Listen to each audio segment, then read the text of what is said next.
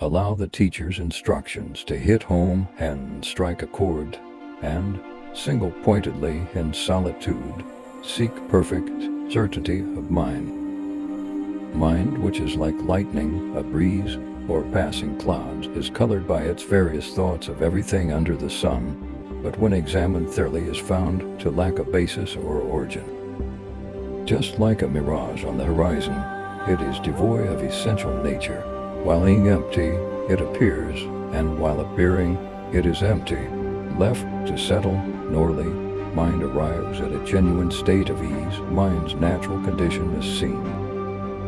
If devotion to the teacher grows vast, blessings will enter and inspire the mind, and when accumulations are gathered and obscurations purified, realization will dawn. So take this practice to heart carefully and with constant effort.